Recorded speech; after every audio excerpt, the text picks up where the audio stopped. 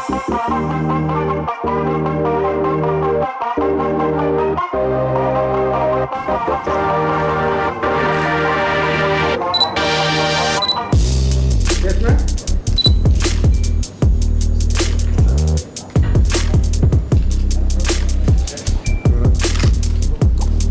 We are glad to be joined by Her Excellency Madam Nagma Mallick, Additional Secretary, Africa, Minister of External Affairs.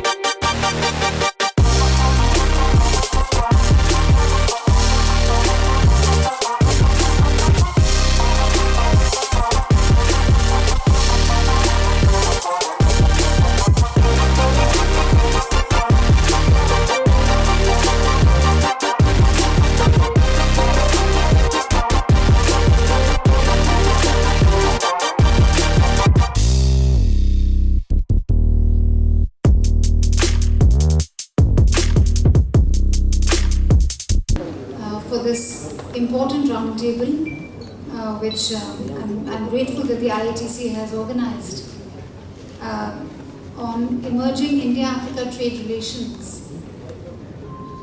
There's no doubt about it that South India and the manufacturing here, the services, they provide an important component of India's exports to Africa, and in particular to Eastern Southern Africa.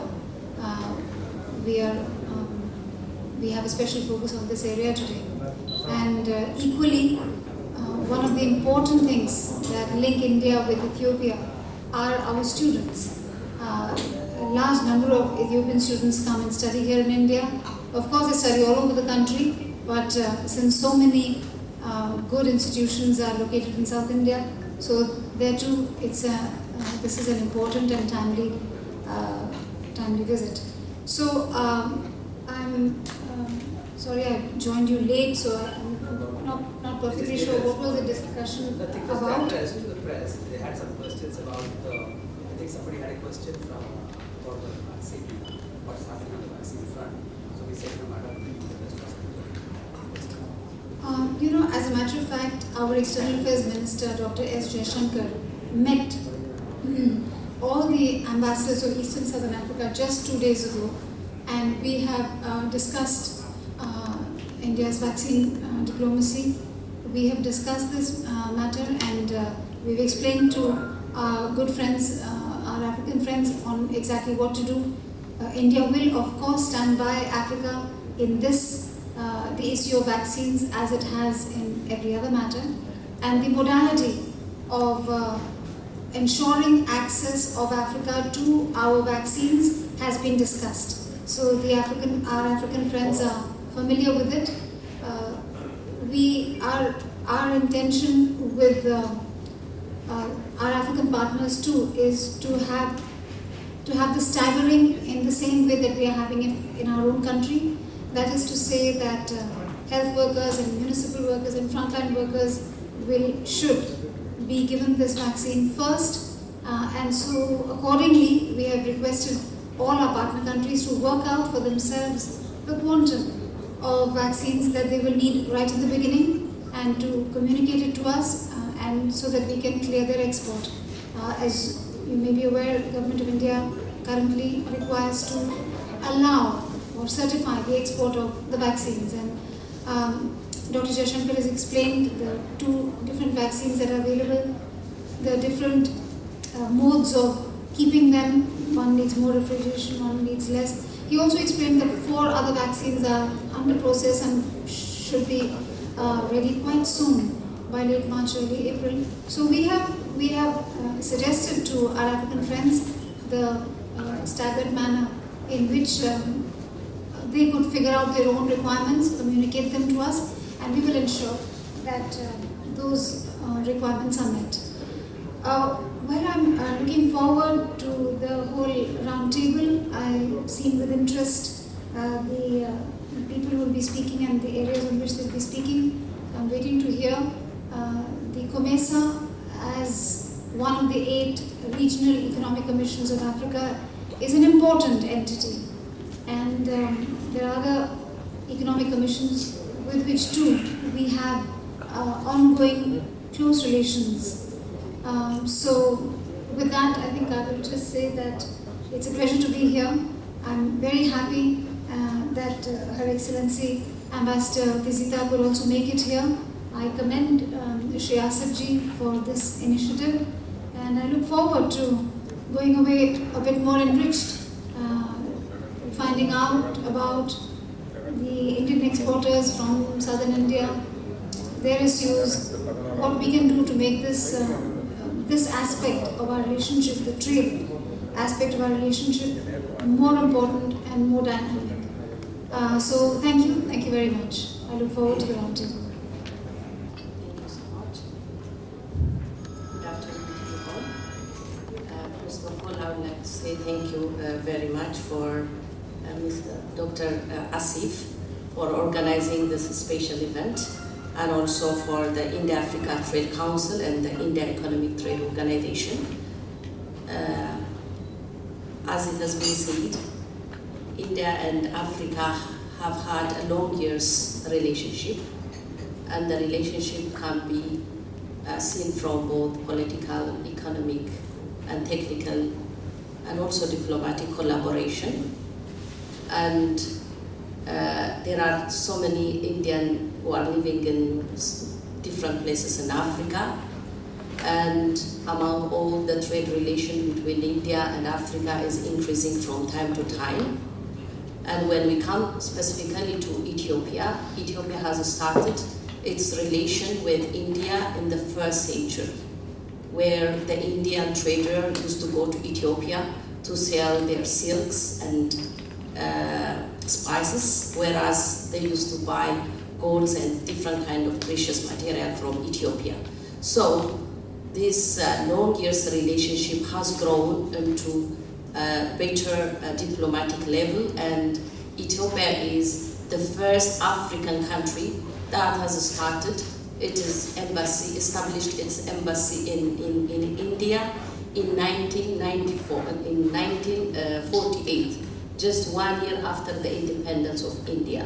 This really shows the historic relationship between India and Ethiopia. So I believe, even if there are currently more than 600 Indian companies that are operating in Ethiopia, working in different kind of sectors, but I believe the formation of this Indian Trade Council would really help to boost the already existing good relationship between many different countries and India, and also with Ethiopia.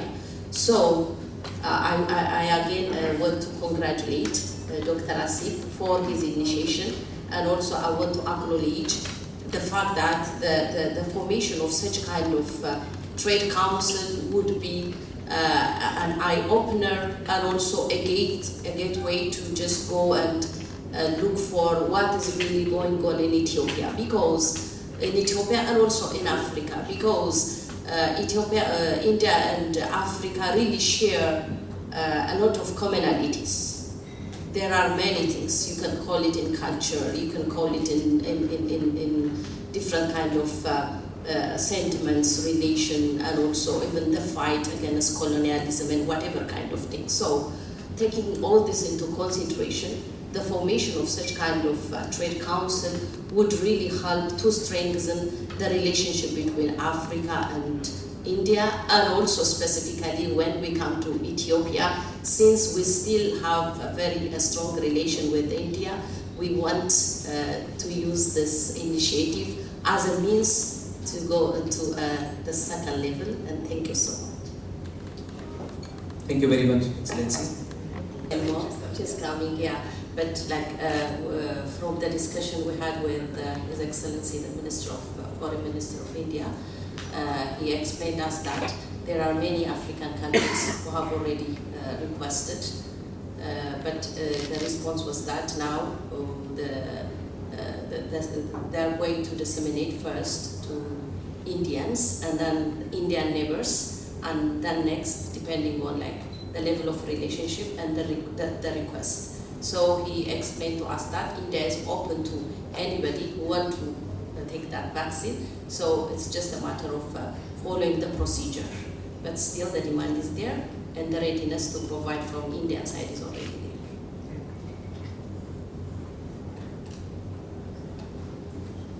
Any other questions? March, almost all the trade relation with many countries has stopped. But when we see the level of relationship with India, for the last 3 months only, there are 30 new Indian companies that have arrived to Ethiopia to look for investment license. So this happened when there is only the bubble flight, only one flight in a week. Before that, we used to have every day, both from New Delhi, Mumbai, and also twice from Bangalore. Nowadays, we have just a bubble agreement and flight just once in a week. Even within this condition, 30 new Indian companies have already went to Ethiopia for the last 3 months. So this really shows that there is a big interest from the Indian side to just work and collaborate with Ethiopia.